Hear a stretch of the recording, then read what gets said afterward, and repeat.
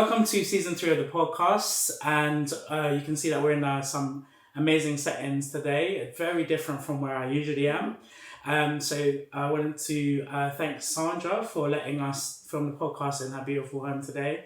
So many books, you guys can't see it, but just behind the camera, there's a plethora of books from, is it just like poetry or? No, there's a lot of novels, because that's my primary reading, I think. Okay, yeah. And also when I've gone to art shows and stuff, and photography, because I did a City and Guilds in photography several years ago. So yeah, all sorts. Yeah, I would love to get like a shot of the books as well. So if you guys are watching the podcast, you may see I have taken pictures or footage of the books that she has on her shelf. So there's just so many things, even some beautiful like art books, I assume, as well. So I've got 2 guests with me. Again, obviously it's a poetry podcast. We have Sandra, of course, and Param. So hey. How are you guys doing, by the way? Good. Yeah, good. So especially as it's in my own home, I'm very comfortable. Yeah, I mean, like, have you seen the teal of this? Is this teal? Is it like ocean? Teal, yeah. Teal, I really love it.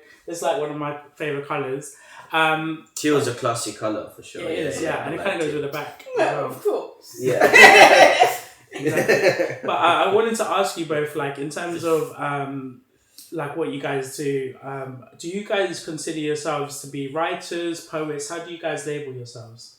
So, artist. I'd say artist. Like, and the reason I say artist is because then I can sort of dabble in anything and not be sort of limited by having a certain. But I'd say primarily, I do a lot of work with like spoken word, poetry, and dance. That's definitely something I do. But I think having the word artist kind of, I don't feel like I've labeled myself with just poetry, you know what I mean, or dance. I can just explore anything, even visual art, or or anything, music even. So What about you, Sandra? I would say poet, even though I've written flash fiction, things like that. But because poetry is so versatile, wide, it can be in so many different forms, cover so many different subjects. I don't think that's limiting. I think a poet can mean so many things. So I think what I'm kind of curious is, because I met you through poetry events, like what were the roads that led to us meeting at a poetry event? Like what led you to poetry in the first place?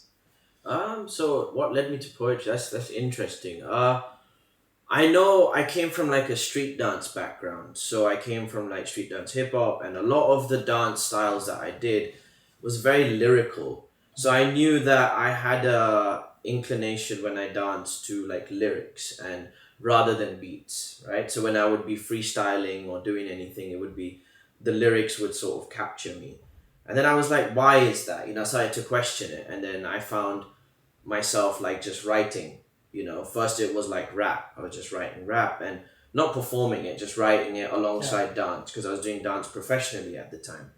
But then when I moved into kind of like poetry and performed, last year was when I started performing poetry.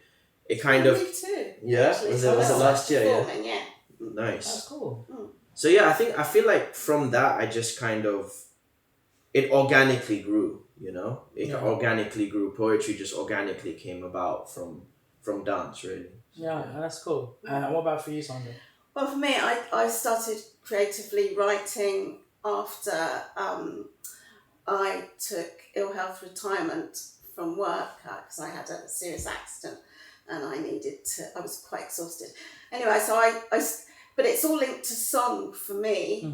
My mum taught us how to sing. I've been singing all my life in choirs. And during lockdown, basically I was recording little snippets of songs and sending it to friends just to, just for amusement, to keep them going. And some of them were satirical lyrics to well-known songs about what was going on at the time. And then George Floyd murder, brutal murder in 2020, that just so enraged me. But because of my lack of mobility, I couldn't go on any of the demos. So I had to do something, and that was the first poem I wrote, which was Andrew Black women, and I'm still really proud of that. And very unusually for most poets starting out, that was picked up by Collage Arts Writing Room, now called Writing Room, and they produced it as podcast.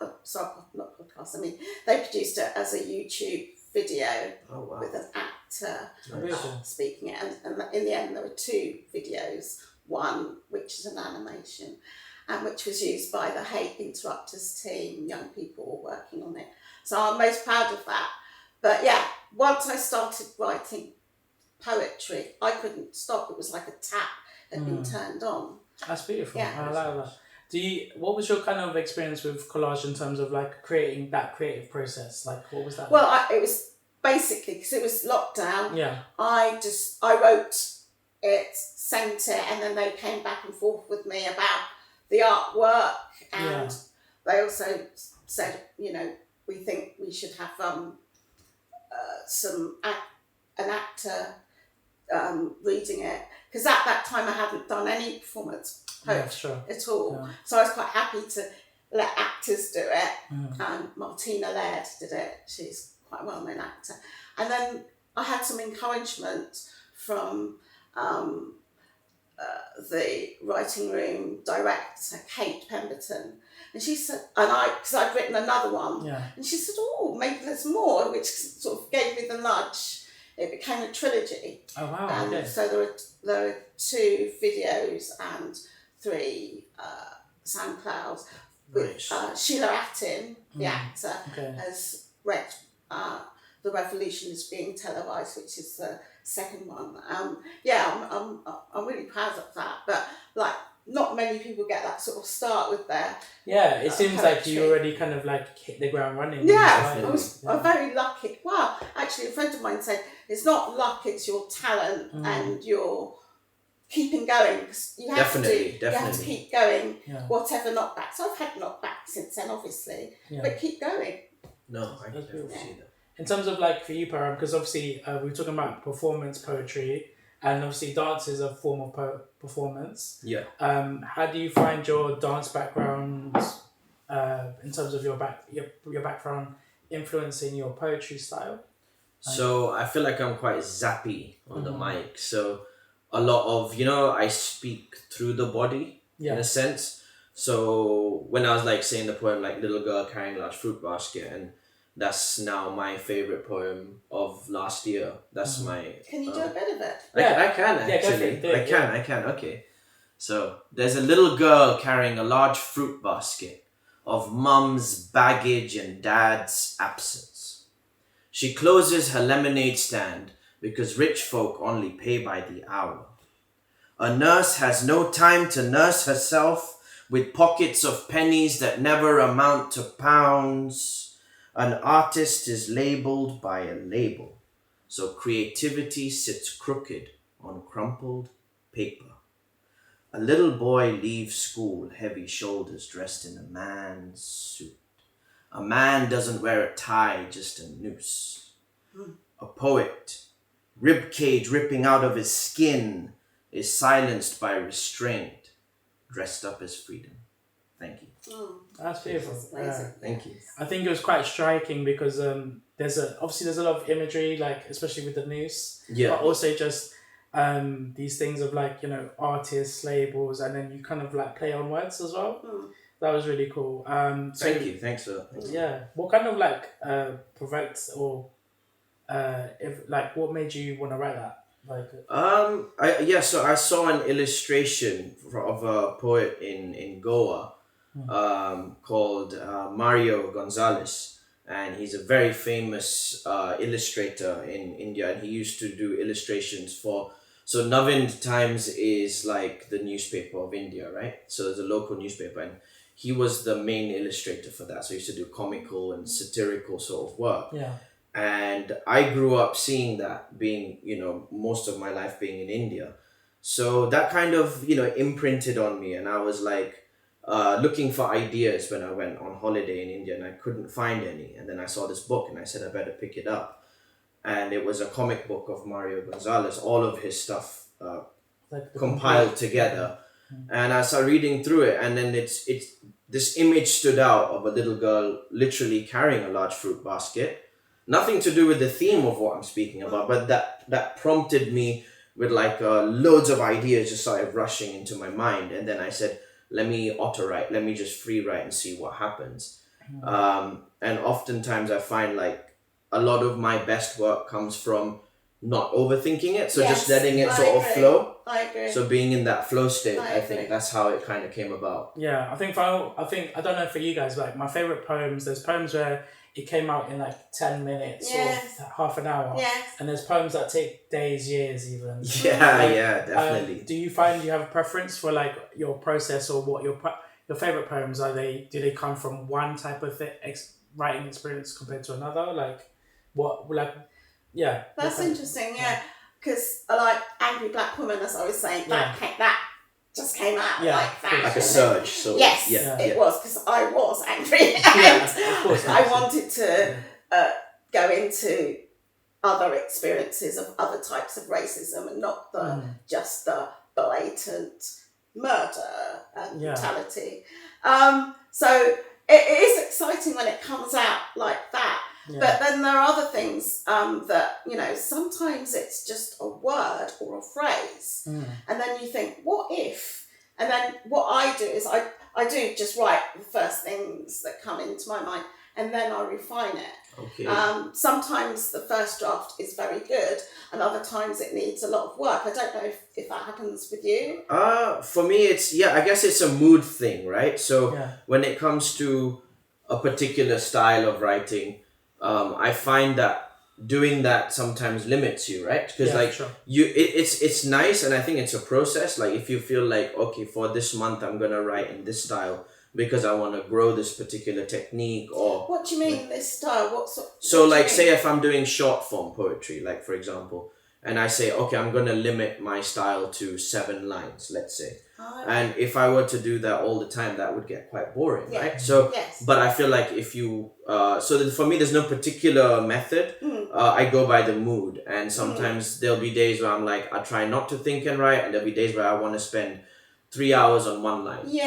So it's like there's no particular format, but it's where go where the energy flows, basically. I try to write something every day. Sometimes it is me redrafting a poem that I've written and I think I'm still not sure about this line or that line. I'm not sure. And for me, often I will leave it. Okay. Sometimes it's just a couple of days, but others maybe weeks. So I come back to it fresh, and then I can. I know what I need to do here. I always record it. To hear how it sounds and the rhythms. Okay. And also, sometimes again, I can spot what I was grappling with to, right, that's it. But then I do know when it's there. It's almost like a click. And it's like aha moment. It's there. Does that happen to you? That happens to me rarely. And when it happens, I'm like, okay, I know it's gonna work. And then sometimes the poem which has an aha moment, I think it's often the one that I think doesn't have an aha moment that works. It's so funny, right? It's so weird. I've dashed off and I think, it's okay. And then it actually is received really well. Yeah, it's funny. That is so funny. It is, isn't it? I think that's what's important about open mic events, because similar to what Param said, is like the poems that I feel like aren't going to go well with the audience are the ones that do. Yes. And it might be a line, it might be something that they find humorous in that, and then that's why it's so good to break poems on open mics, get that active feedback, and then and maybe it might be after the event you want to reshape it, or maybe consider the way you deliver it. Yeah. Because maybe you wrote a serious poem which is actually quite funny, but you didn't think it was funny. But from someone else's perspective, that was funny. So you might lean into it being more funny or satirical. That's funny. So it's really cool to do that. So that actually reminds me, like, as people that create pieces of art, that's why we call poetry pieces, right? Yeah.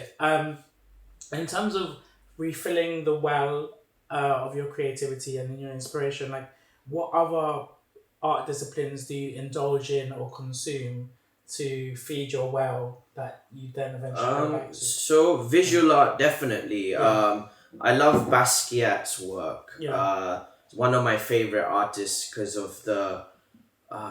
There's just something about it that really speaks to me. I think it's he uses a very similar color palette to the way I think some of the poems. Because sometimes I think poems in color, like I want to draw them before I write it. So I would want to draw, like, say, a winter scene or a landscape, and I can't draw. I haven't developed the skill of drawing, like, from life. I can't do still life yet. But so what I do is I would try and draw that through words. Right? I'd be like, oh, how would this look as a painting, but then as words, and then a poem would sort of come out of that. So I'd say visual art is a very strong inspiration from me.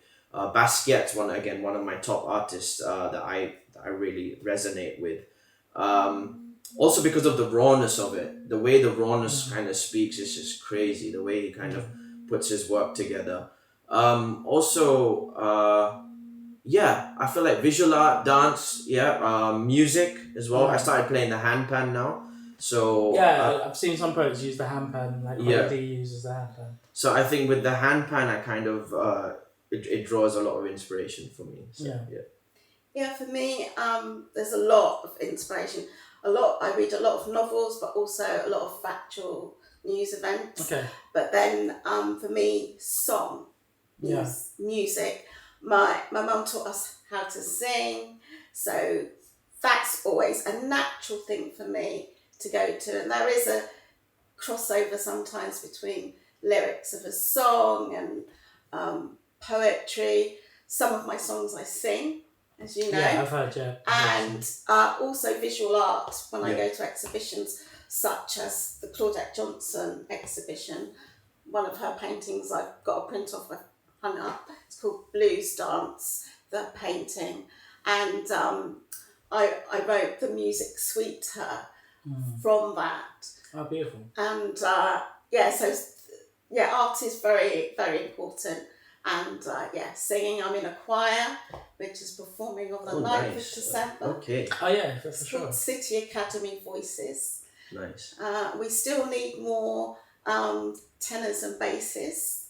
So, anyone out there? So like baritone and that kind of stuff. Well, baritone and also tenors and basses. Oh, okay. Different. So a baritone, I think, is between a bass and a tenor kind of voice. So we need more of those, and you can still join.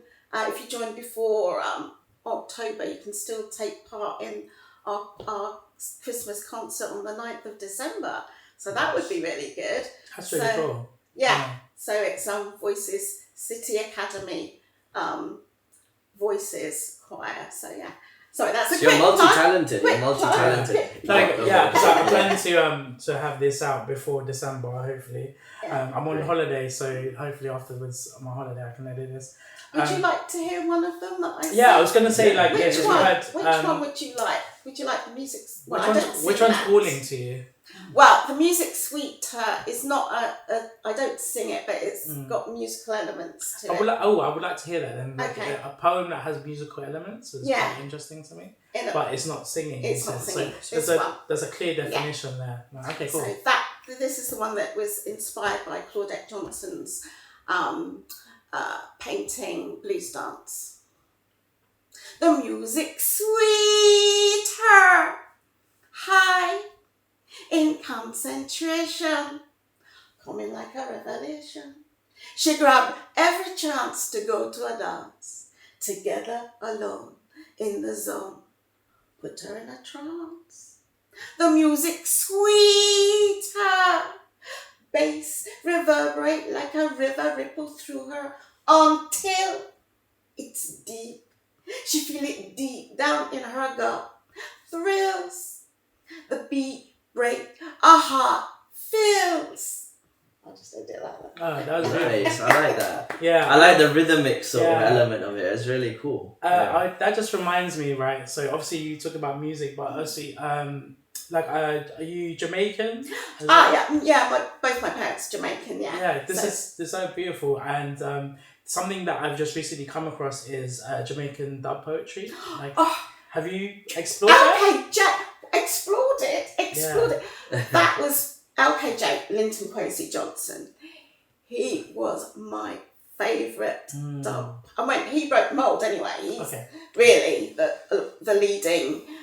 What do you call them? The OG now. The OG, of dub poetry. Okay. Sonny's Letter, which is a famous one, and there's the Eagle and the Bear. So it's political, satirical, poignant, hard hitting, but you've got the dub reggae in the background, and if anyone has a chance to listen to Linton Kwesi Johnson, please listen. It's wonderful. And then of course, Benjamin Zephaniah. Yeah, of course. Did Yeah. some dub Yeah, poetry as well. Coming, and he acknowledged Linton Kwesi Johnson as well, obviously. Yeah. So yes, I love all that. That was the sort of poetry that I liked, and I studied poetry at school, but I was put off by it. I really was. Why was it? Why it was dry. It was. We didn't. Nowadays, I think you have school children have the opportunity to read diverse poets from different backgrounds, heritages, sexualities, all sorts, right? Right. The curriculum when I was a child, it was the dead white poets, really. Like mostly. the World War One, World War Two poets. Yeah. Or not all dead, but some of them were. We had Keats well before. Keats and Chaucer. I actually love T.S. Eliot. The Wasteland. Sassoon as well.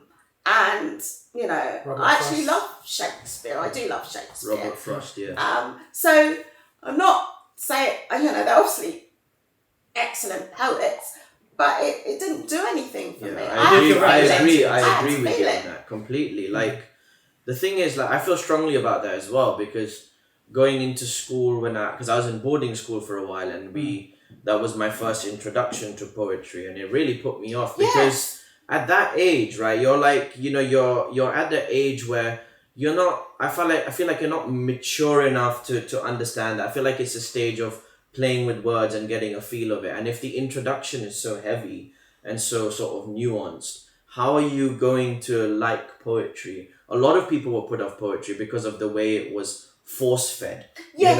Yeah. And I think if it was done in a way where you could play with words and there was a balance, not to say that the poets were not great, they were fantastic, but there's a time and place, So I feel like now if I get into Shakespeare, I'd enjoy it. Or now if I get into any kind of poetry that I didn't like then, I would enjoy it because I've matured now. Yeah. But as a child, how are you gonna force feed, things that they're not gonna understand at their age? They're just not gonna understand video games. But also, it's like things of that you sort. can't really relate to it. It's not anything You don't have to enough do with your life experience at the time. Exactly. and not related to any of your experience either as well. When you're a child, 100%. you need a way in, and starting off with the Wasteland or Ode to a Nightingale by Keats is not the way in. It's for me. not the way in. As a child. No. Yeah, I completely agree. I agree. I think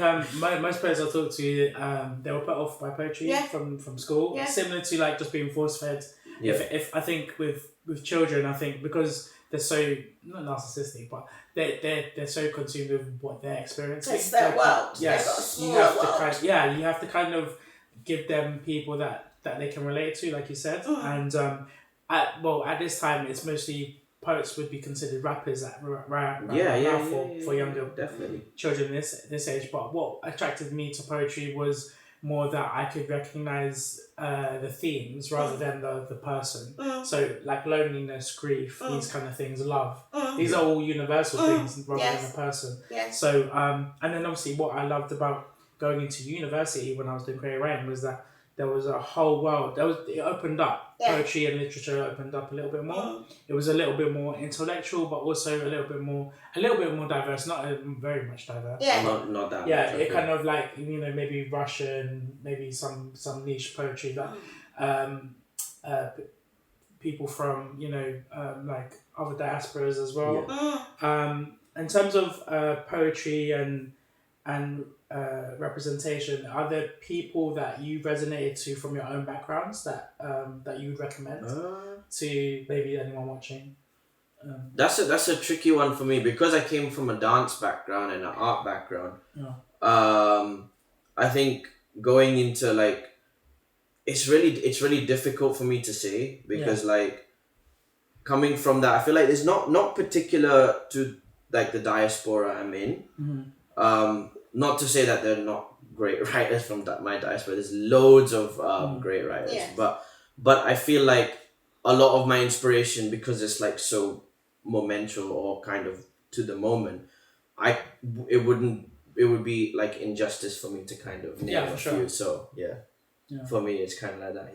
Yeah, because I know you touched on all the dub poets, but is there anyone else that you've not mentioned yet? Yeah, for me, most of my reading from I was a voracious reader, and that was because of my mum, because she loved reading, and I think passed it on to me. But it was also to shut me up, because I used to talk a lot as a child. A lot of change, hasn't it?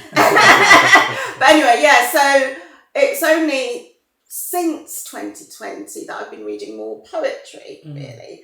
And there's poets like, I've got some books. Mickey Giovanni, who's amazing. She was an amazing poet, from doing some really political stuff, a Black American poet, to light-hearted loved ones, but also, you know, a bit edgy. I love the Repeat Beat poet. I've not met him yet. No, I'd love to meet him. But because his poetry, the way he writes it, it's very direct, but can be quite nuanced. You can say a lot in a few words, and also it's very political. You can sense a theme here, but I like political poetry. You've got loads of books here. I just wanted to show the people as well. Victoria, how do you pronounce? Adequayi, I think. Bully. That's completely different. I wouldn't say that it's political with a big P. There is some politics there, but it's more nuanced. I've just bought this. That's incredible. Absolutely incredible. How would you describe Dane Smith? Well, I would say political, Black American queer poetry, but not just covering that, dealing with the situation that Black boys find themselves in America. I've only just started it, but that's amazing. This one's very hard hitting. Have you heard of? No, I haven't. No. Very hard hitting Black British. But like anything by Penguin usually has like 3 to 10 years. So I started reading him as well. Very, very hard hitting. And then there's Claudia Rankin. I haven't got that one there, but Claudia Rankin, who wrote Citizen, which was a mixture of prose and poetry, and some of it's really funny and some of it's quite satirical, and she blurs the boundaries between prose and poetry, which I really like. That I thought I'd brought it down. I enjoy that as well, to be fair. I enjoy that. All the points you mentioned, I'm going to ask again like later on when I can put it in the description of the video, because I want people to like maybe even get some of these books. And I bought sort of anthologies as well, because I quite like that. This is an anthology of different well-known poets. So mapping the future. So I've only just sort of dipped in and out of them. So you've got Raymond Antrobus, for example. He's a deaf poet. Yes. Yomi Sode. Yomi Sode. Yeah. There's also, I think he doesn't he do the hosting sometimes with Your Dance Run? Yeah, he does. He does. Yeah, that's. I think I've seen him. So- Yeah. And there's so I like Malika Booker, Okay. Roger Robinson, didn't he win I've heard of Robert. one of the prizes recently? Yeah, so one of my poet friends, I believe it's Ryan J. Sinclair from Birmingham. He was Roger was his mentor at the time, and that he got him into poetry. Incredible. But now Ryan and he runs one of the biggest poetry events in Birmingham, which is Empowered. So That's yeah, fantastic. Empowered or Empower. Yeah. So there's so many. I keep on looking at reviews, and then I look at a sample to see if I like it. And That's actually really cool because like you've got so many amazing poetry books. I kind of go down this rabbit hole of like I'll go to the poetry section of like a Waterstones and look at all the and some I know and some I don't, and I'll just like pick it up, maybe flip through, read a poem, and if I like it I might buy it. And like how do you guys consume poetry? Do you watch videos? Do you go into bookshops? Like that's interesting. So I watch videos, and if I like 2 or 3 poems that are spoken, I'm like, okay, I'm gonna, and I find myself when I'm in the form of study, when I'm studying a work, or like I allocate some time for study and I allocate some time for writing, right? So when I'm in the study process, it's kind of like I would look at different videos, and then there would be that 1 or 2 videos that I would play on repeat, and I'd be like, there's something that really resonates with me, and I feel like through that then I would kind of purchase a book based on that poem. But I also have this problem where it's like if someone asks me the name of a poet, I cannot recollect. Even I was just reading a poet about this, I can tell you everything about the poet, but if you ask me the name, it's really weird, right? I can't say the name. It's so annoying. It's like but there's right now I'm reading a compilation of. See, this is the thing. It's just he's an American poet, and his themes are really dark, and he talks a lot about it's not Poe. Sorry, it's not Edgar. No, it's not. He talks about like how sort of the government operates in the 1960s, and how and it's really reoccurring even now. But then if you ask me the name, I cannot say the name for some weird reason. Ask me the name of anything, I can't say it. Okay. But my study process tends to be, I'd see a poet I like, and then if I keep watching that video again and again, I keep coming back to it, I'll purchase a book based on that. Yeah. So yeah. Yeah, so sometimes I'll see a poet on like something like Button Poetry, for example. Yeah, I love Button Poetry. With lovely. Rudy, what's his name? Rudy Francis. He's coming to Rudy the UK. Rudy Francis. He's amazing, isn't he? He's amazing. Yeah, I came across one video, and it was I love his love poetry, but he had this line where like I left or he left or she left fingerprints on my heart, and I was like. That caught me, and then it just takes a line or a phrase, but he's coming to the UK. Yeah. So, is he? He's coming to the UK. I was literally on Instagram today, and I saw it as a sponsored ad, and I was like, okay, he's coming. I'm a fan. I'm a big fan of it. Look out for that. But most of the time, I books are my thing because, like I said, I've always read a lot, and in fact, in terms of my poetry, it started off by being sort of published. Yeah.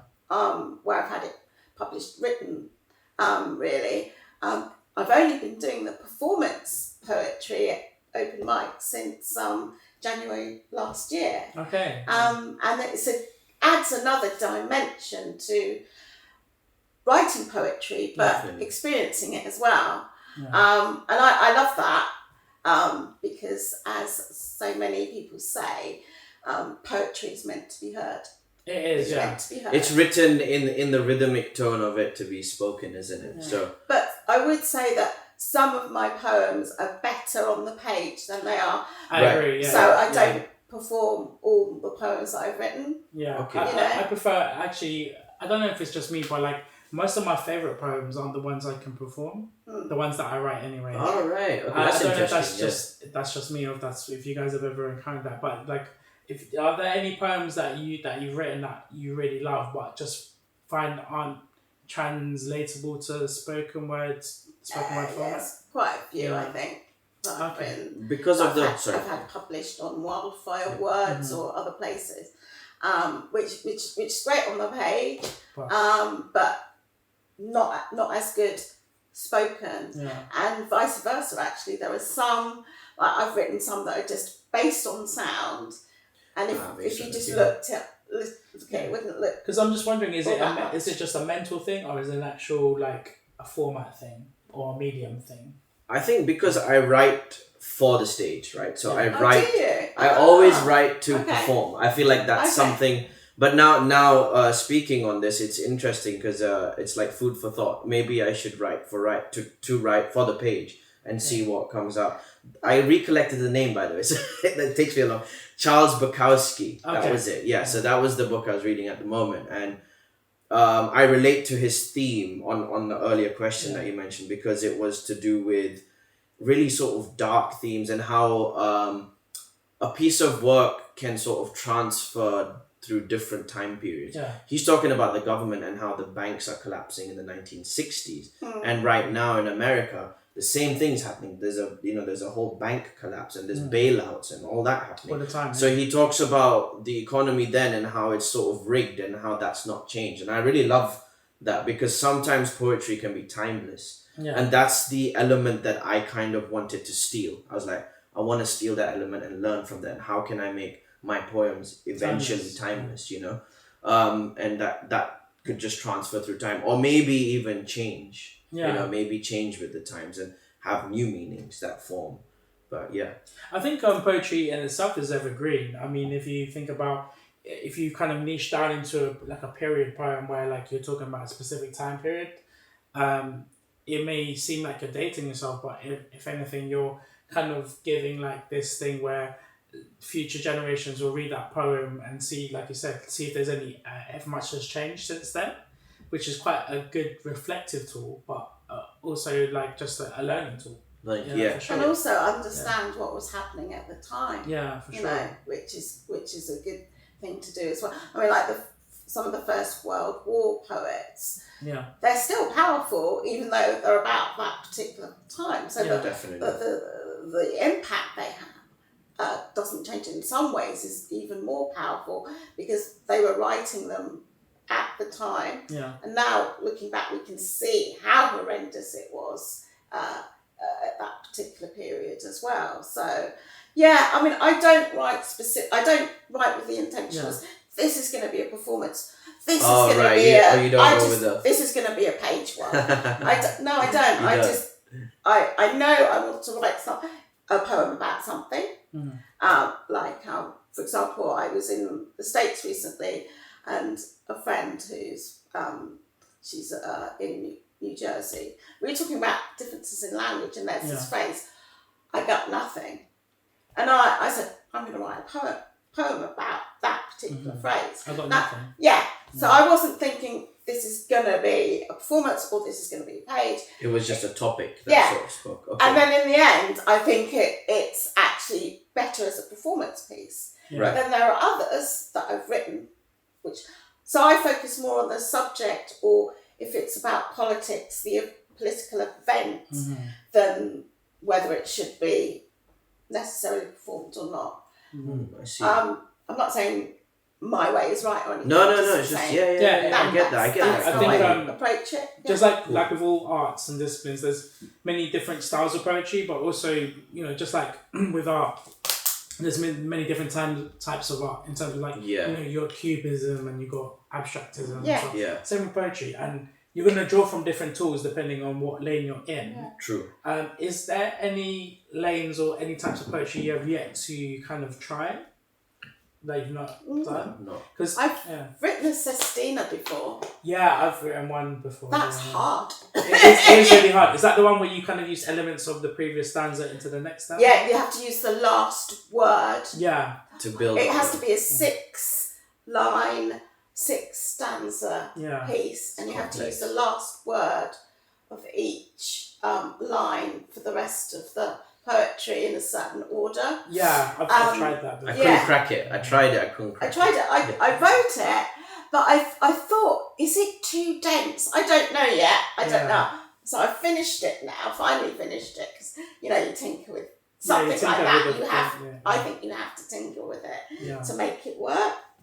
So I've done that. I've done sonnets and stuff, which are great. In fact, what I would encourage all poets to do is to keep learning. So that Definitely. go to workshops, for example. I think they're brilliant for your work and learning from other poets, and classes. I did several classes, but one in particular I did at City Lit. There are 7 other poets there. They all wrote about different subjects in different ways. I learned so much from them. So brilliant. So we gave each other feedback, and we listened to each other's poems. So you learn so much from that. Definitely. And also from open mic, I think, how people perform their pieces, and the call and response kind of thing as Yeah. well. The type, you get the kind of hip hop rap poets, you get the conversational ones. It's interesting to see the different ways mix, that they. And I love them all. I love all the styles. Yeah. So I love seeing all the different forms. But I would encourage any poet to keep learning, keep reading, keep learning, whether it's workshops, because crossword. Crossword do workshops, and they're free, by the way. Millie does them for free. Yeah. So if you are ever around, I think you're around the Euston area, and you have time, just come through. Yeah, it's brilliant to learn, to keep learning, to improve your work. Yeah, or definitely. Sometimes it makes you think, it made me realise why I was writing certain things in a certain way. I didn't even know. I wasn't conscious of it. Oh, sure, And I was thinking, that's why I do it, because it works in that way. That whether it's the sound or Yeah. the use of simile and metaphor or, alliteration. All these poetic devices. I think it's good to learn. I do love poetic devices like use of repetition, alliteration. And we're talking about poetry forms, right? I love haikus. Do you? Yes, I was about to mention. Do you? Do you write haikus as well? No, the Metaforecast is haikus. Yeah, so I love to. I'm trying to write a book. I don't know if it'll be my first book or my second book, but I call it Haiku Season. So basically, during the pandemic, I was doing haiku videos, and I did this a video called Haiku Season where I put 9 haikus together. Like they're separate haikus, but I would read them.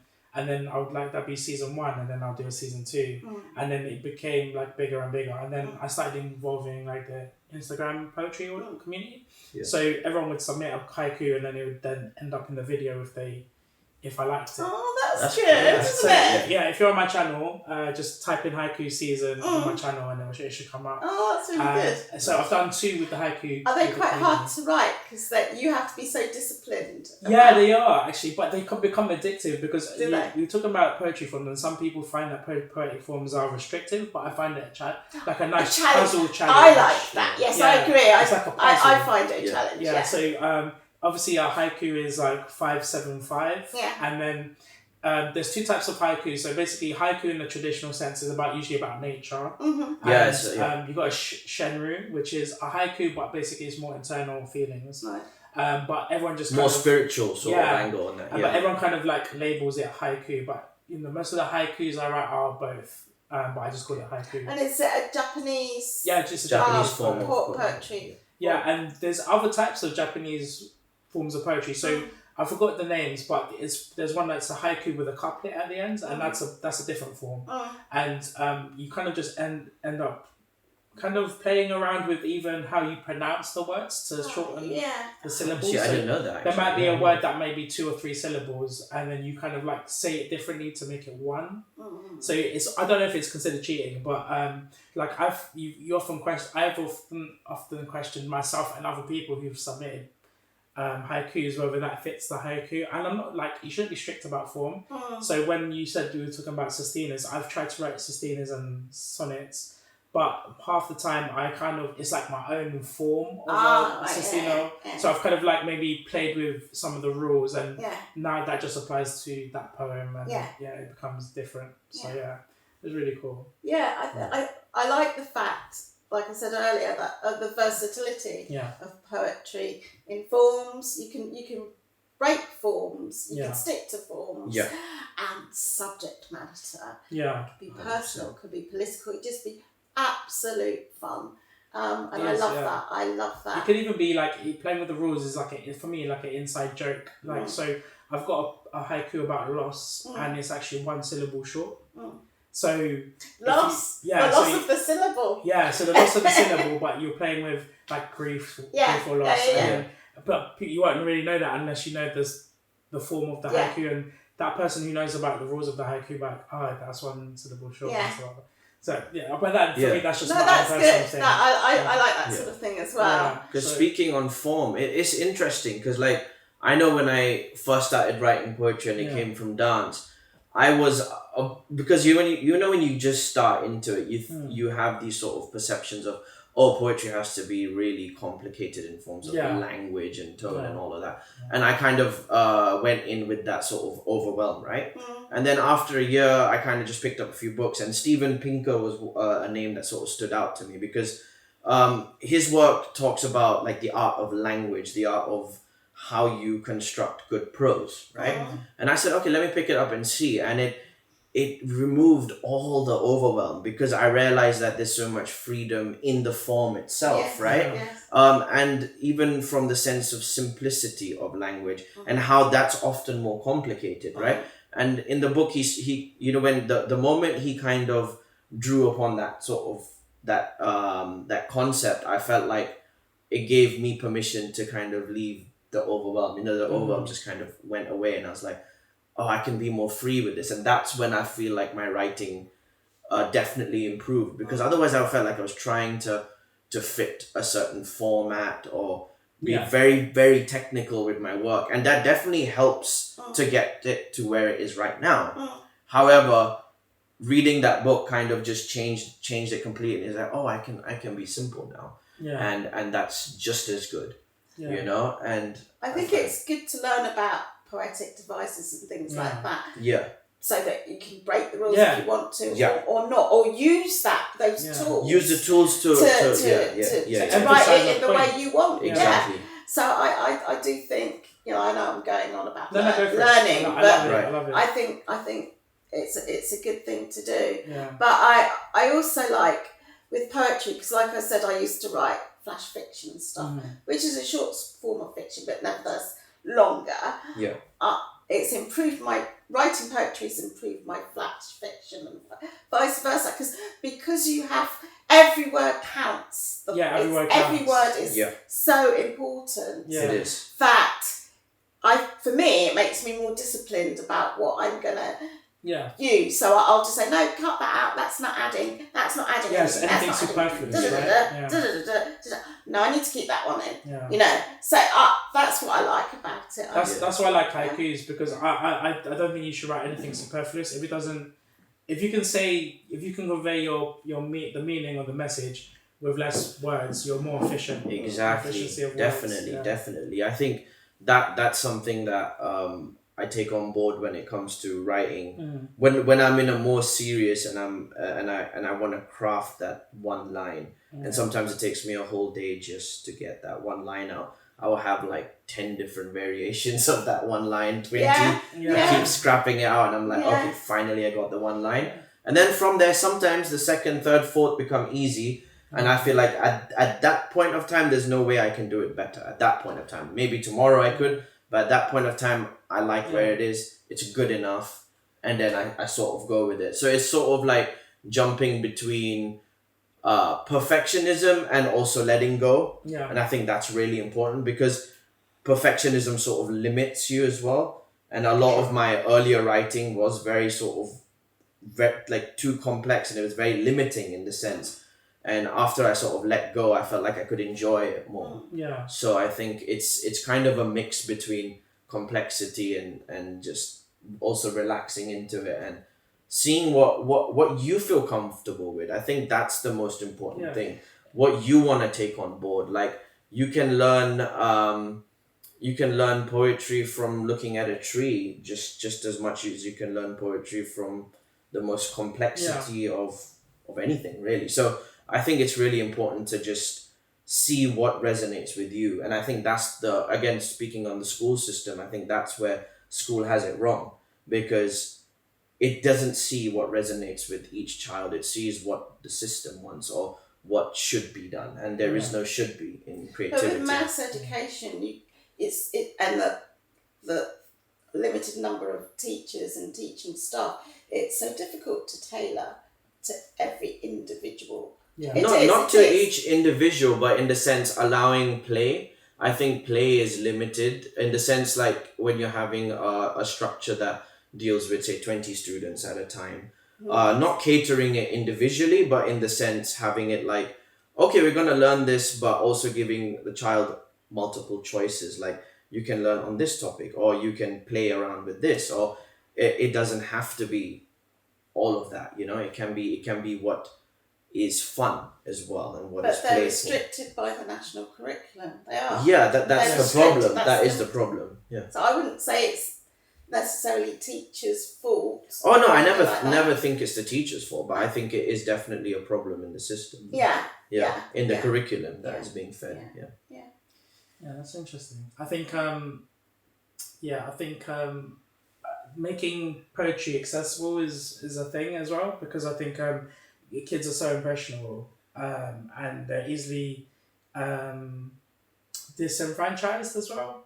So like to get them in at an early age, like is there a way to kind of make poetry more accessible to children? Well, What's the best way to do it? Christian Foley does that, doesn't he? He does. He's With a his, teacher. I think he does it so well. Yeah. Engaging young people, and I know there are other sort of poetry collectives that do a lot of work with young people, such as Poetic Unity. Yeah. Right to In Speak. Brixton, Poetic Unity. And there's Right to Speak as well. Yeah, for sure. Yeah, And there's a lot that are doing work in schools to make it more accessible, and I think that's really good. I think because it can take the pressure off teachers, because not every teacher is going to be able to deliver the sort of things that those groups do. Yeah. So I really like that, actually, that they do that. It's good. Yeah, definitely. Yeah. I'm aware of time as well, so we're going to take a break soon. But I wanted to also continue this talk about accessibility, where not just for children, but we talked about Antrobus being a deaf poet, and then we were talking about I was going to segue. You know what I'm going to say. Yeah, segue into accessibility for people that are have harder times moving around. Mobility. And this is something that Sandra always champions. Whenever I post an event on Instagram, Sandra's like, how do you phrase it? Oh, well, please let people know whether or not it's step-free. Step-free, yeah. So step-free access, which is really important. Do you want to talk about step-free access as well, please? Yeah. I agree with you. I love that we have so many poetry open mic events, and obviously really commend all the organisers and hosts for putting them on, because it shines a light on us poets as well. But one of the issues I do have is that, a lot of them do not have step-free access. And I need step-free access, and there are several other poets and audience members who need step-free access, whether they're wheelchair users or have limited mobility. And I think, hosts can do more. I understand that a lot of the organisers, they start off very small, so they basically get the venue that they can for as little money as possible, sometimes free. And so that sometimes means it's, is not accessible. Yeah. But make plans. Plan how you're going to get there. Yeah. Even if you don't have it now, you can plan for the future so that you can involve more people like me and other people as audiences as well. And the other the key thing is please put it on your publicity whether or not it is step-free, because that saves me time and other people like me time ringing or contacting and saying, Is it step free? Yeah, for sure. What is, is there access to the loo step free? Because believe it or not, sometimes you have step free venues where the loos are downstairs or upstairs. And you're cutting off a whole load of people as poets and audience members. So certainly not naming and shaming, but wanting to encourage. Yeah. That's what I'd like. I mean, is there any venues or open mic nights right now in London that you know are step free that maybe someone in the audience or listening to the podcast? Right. Word Space, which is when it's held in the Jamboree. Actually, I've written it down somewhere. Yeah. Is that Word Space in King's Cross as well? Is that the one? Yes, that's the one. Yeah. There's My Word, run by Ofyuki, who's she's a brilliant poet herself. I love Ofyuki. That's at Grow. That's step free. Yeah, Hackney Wick. And that goddamn poetry jam. I mean, it's just amazing just for the title. The title, run by Kid Nancy, who's an amazing poet. Yes. Very theatrical. Hella funny. And so it's got a little step to get in. Yeah. And then after that, it's step free. It's at the Fiddler's Elbow, which is in Kentish Town. Poetic Unity at the Black Cultural Archives. Yeah, Brixton. Brixton. And that's another fantastic event. That's totally step free. Punchline Poetry, which I went to the first time. Okay. I haven't been to that one yet. Totally step free. And Jaw Dance, which is the oldest poetry open mic event in Europe. I think they've been going 40 years. I've been there, so that is totally step free as well. Cool. Even to get to the stage, they have a little lift to get onto the stage, which I've used. Yeah. And that's at Rich Mix in Bethnal Green. Yeah. That's not all the ones, but the ones that I kind of gone to several times and really enjoy. They're brilliant. They're all bring a different vibe, but they're all very, very welcoming. Yeah. Always. That's what I love about the poetry community at poetry open mic events. They welcome you with open arms, whether you're older like me or, whatever your situation or heritage, whatever. It's true. They welcome you. Yeah. And they are genuinely safe spaces for people to express whatever they want. And I love that. It's true. Coming from different backgrounds as well, I think poetry is definitely very is a very sort of accessible space in terms of letting out vulnerable emotions, I think, and also being accepted for it, Yes. And it's very, very much community driven, and I can see that even from it's coincidence because I started in Jan as well, so that's a good coincidence. Last year Jan. So that was that's a good coincidence that you got two people on the podcast that have started in Jan. So I didn't plan that. But that's a good sync, isn't it? That's a good sync.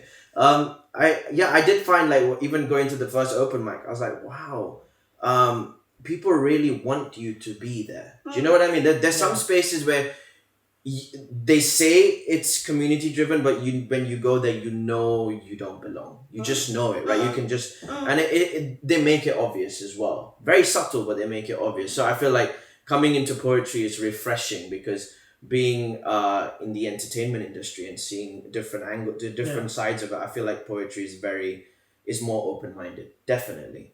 100%. In terms of open mic, In terms of open mic, yes. I think it's a bit different with page poetry, I think. Right. I think there's sometimes some snobbery from so-called page poetry. I don't like this division, but anyway, page poetry. That's interesting. Of open mics. I don't think it's as bad as it used to be, but I think there is some snobbery.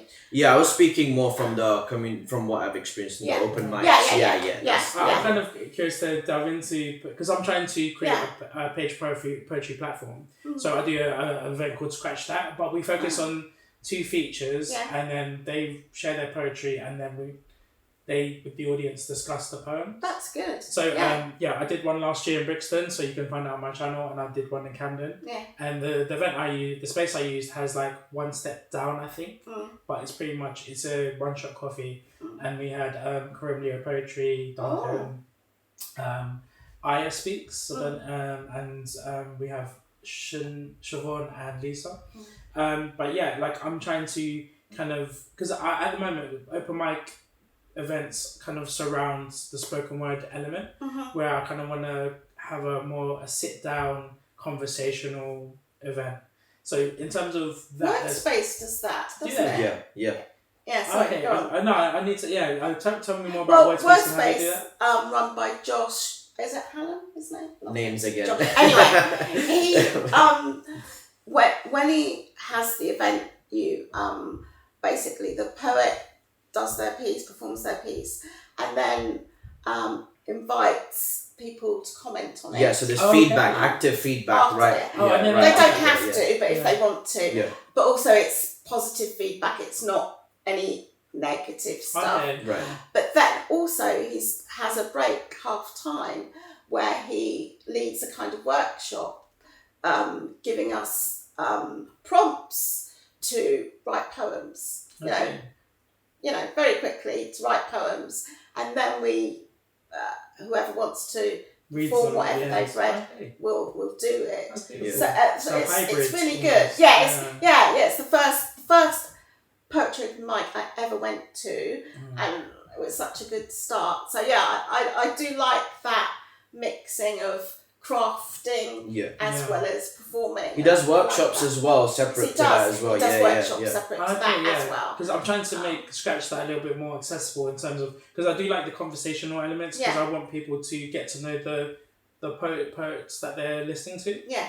And also I want poets to have real-time feedback as to constructive criticism, how to make this poem like sound better, or maybe in terms of form and structure, or even develop it's supposing one poem's about inequality, then maybe there's other things that they've not touched on that they could add. Yes. That kind of thing. Yes. So I feel like Poetry on the Mic, I think it's Belsize Park, I'm not too sure.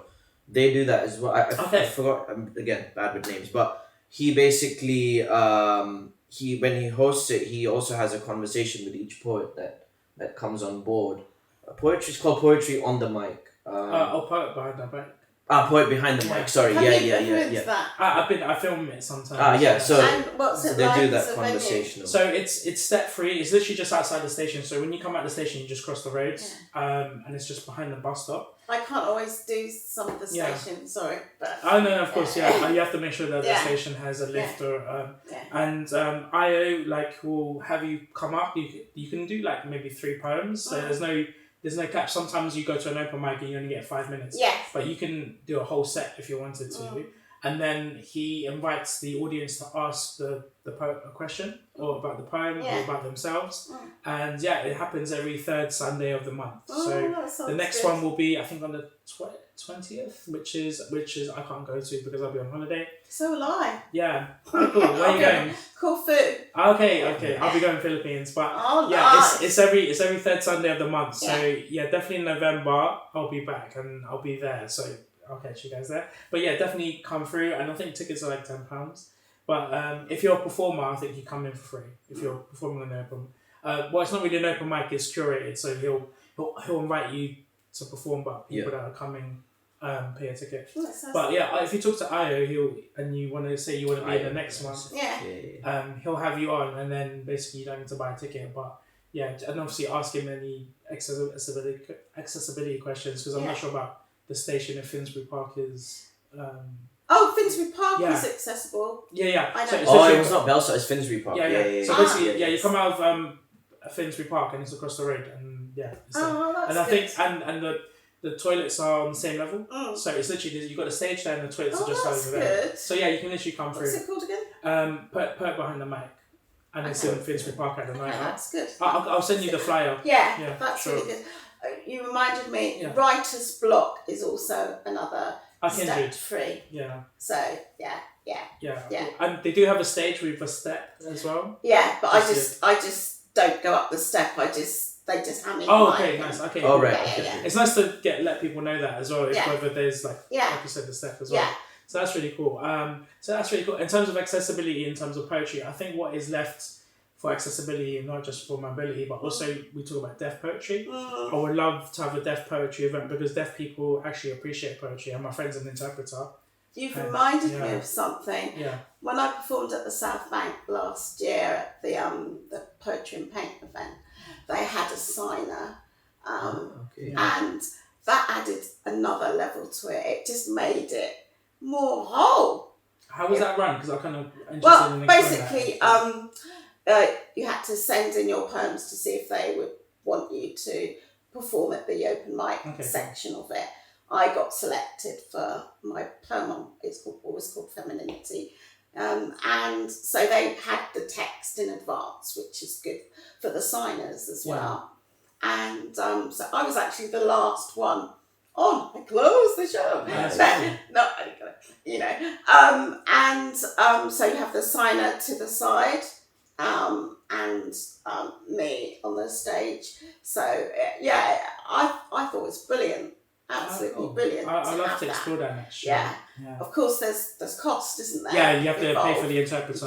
You do. Yeah. But yeah, it just makes it bigger and more whole. And I would love that because I think that's the last frontier. I think I'm sure there's pretty much more people that are from more marginalized communities that we've not thought about.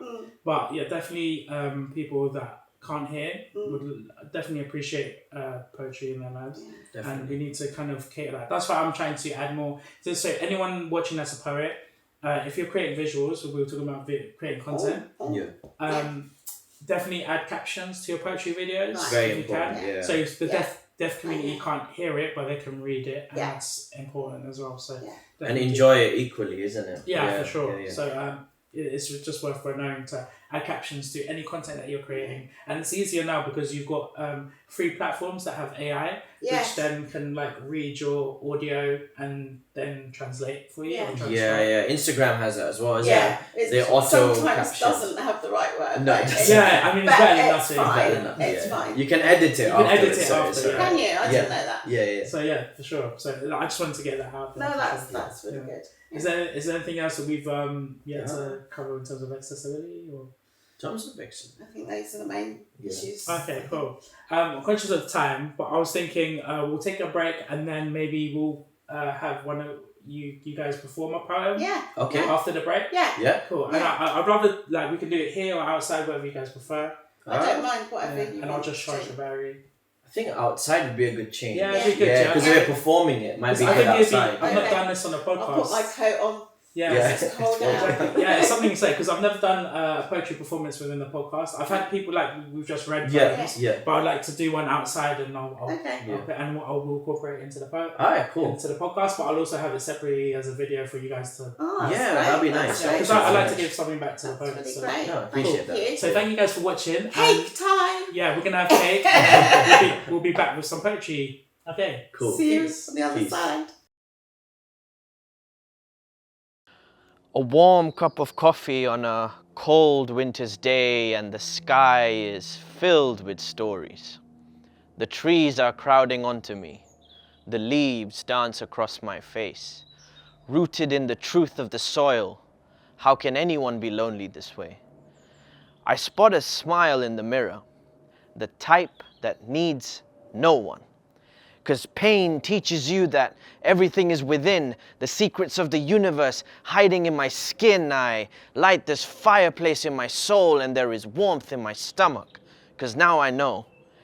Everyone's there for the ride, never for the tide, never for the times I needed a shoulder to confide. With no lives around me, I felt like I was losing mine. So I made it a ritual to be spiritual until everything became residual. Changed coping to hoping till I'm toasting to my success. While those that ghosted me are now roasting and upset. You want to raise a glass now? Where the fuck were you in the past, huh? I kept it hidden in a page away from your gaze so your opinions have no say until it was ready for the stage. And now I'm on a different plane with a mission to change the game. It comes with a lot of strain to block out the voices that drive me insane, but I'll stay on my lane till I reach a place where, when I call my own name out loud, I feel great, like a warm cup of coffee on a cold winter's day, and the sky is filled with stories. The trees are crowding onto me. The leaves dance across my face.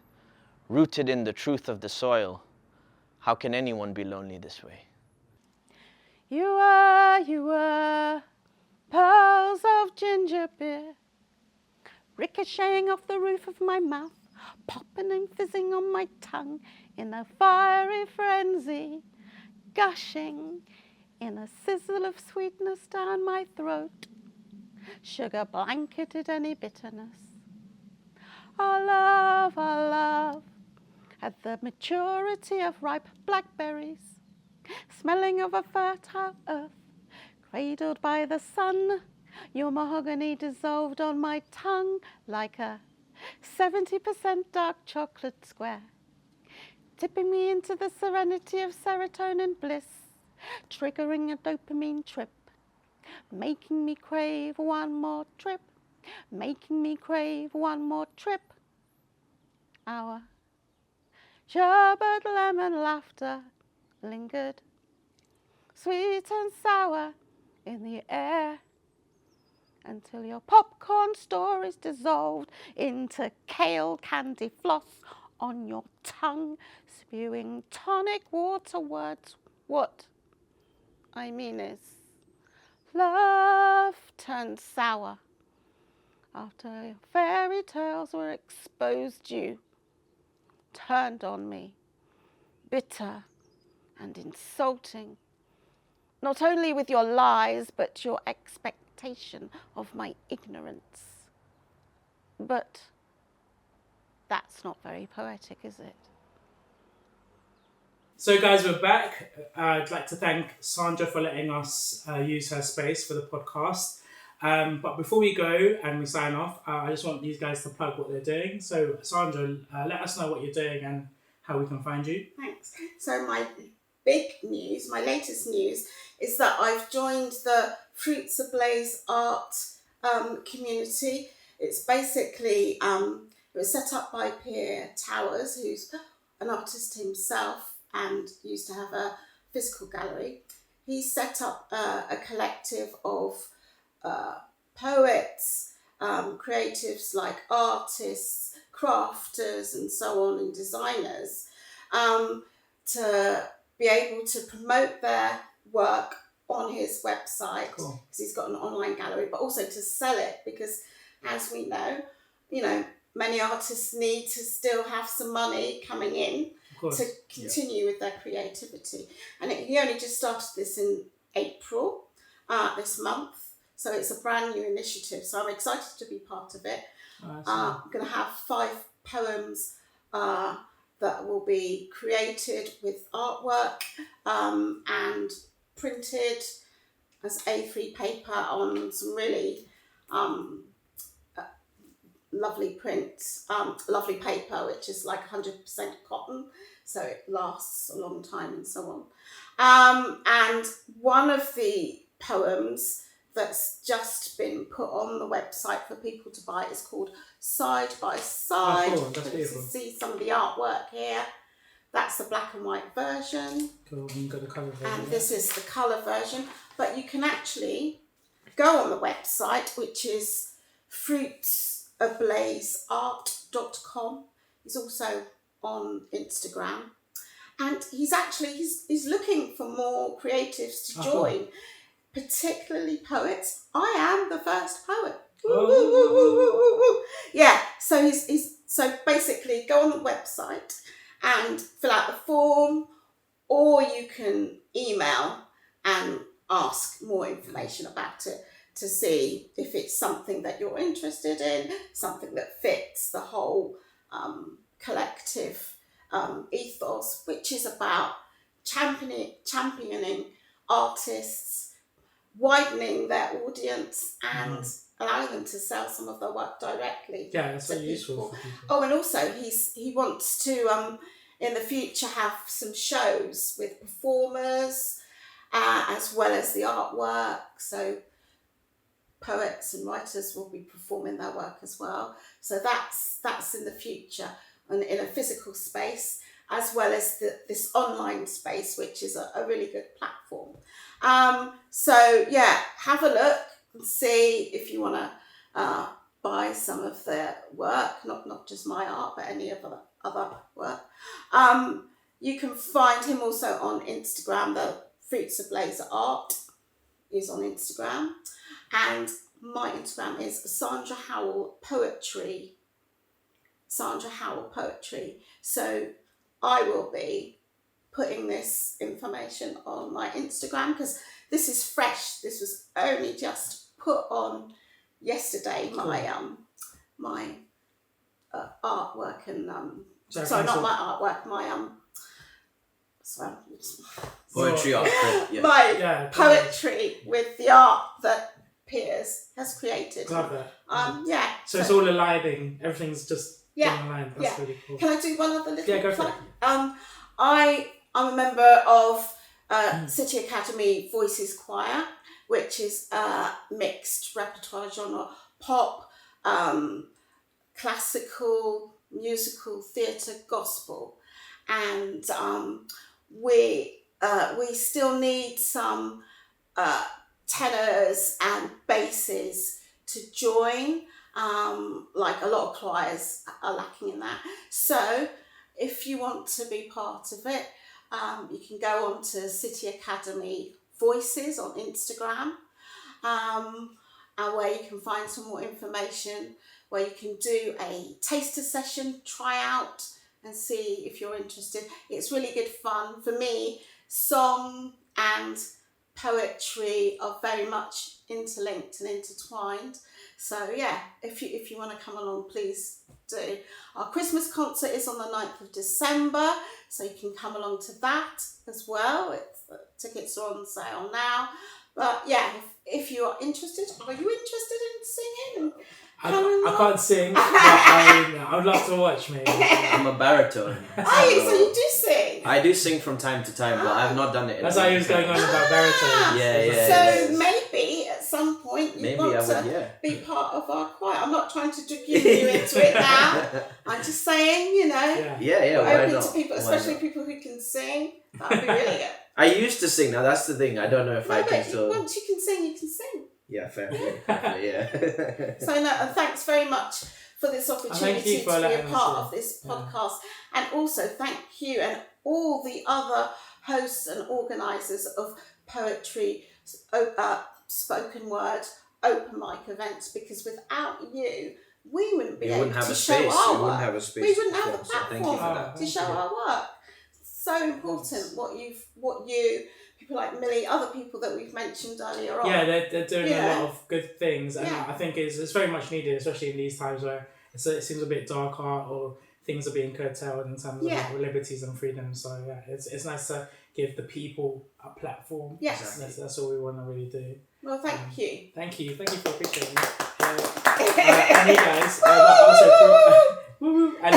also Param, plug anything that you got going on. So on my side, you can find me on Instagram. That's P for personification, A for alliteration, R for remedy, A for allegory, and M for metaphor. I love that. I like that. Param, such an intro. Yes. That's cool.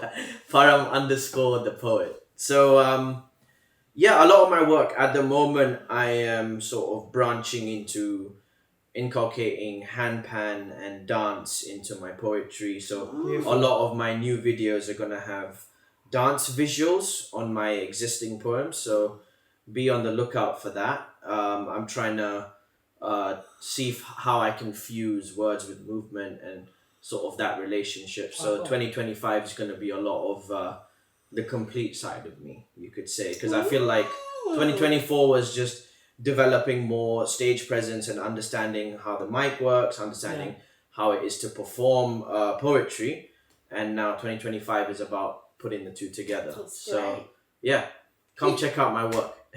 Keep developing, keep learning. 100%.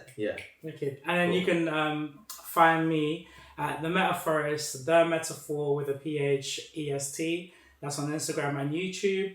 And I do poetry events from BYOB in Wembley and Croydon to Window to the Spirits to Scratch That. You can all find that in my bio on Instagram. You said you do 5. I do 5. Wow. The other 2 are... That's amazing. Yeah. I'm trying to do less poetry so I can make time for writing because I've not had time to write as much this year. But I'm going to be focusing on BYOB, Windows and Scratch That. Anything else I'm working on, you'll find in my bio. But I'd like to thank Sandra and Param again because how we came about to do this podcast is that I did a poetry event with Millie's event, which is a crossword lyric, and we picked names out of a hat. And fortunately, Sandra and Param were the names picked, and it's been forever to try and arrange this because everyone's busy doing their own thing. Yeah. But I'm very grateful that we got to do this. Even unfortunately, Millie couldn't be here. Yeah. That's how hard it is to get everyone on board. Yeah. But she missed out on some good cake. She missed out on some the lemon drizzle and the banana and lime cake which Sandra made. So you missed out, Millie. But maybe I'll bring you a slice if you're good. I might eat it though. Cool. So thank you so much for joining. And if you want to follow this podcast, it's the Metaforecast. The Metaforecast as in FORECAST. I forgot how to spell forecast there. And that's all one word, and that's on YouTube as well. So thank you guys. Peace. Yay. Okay, cool.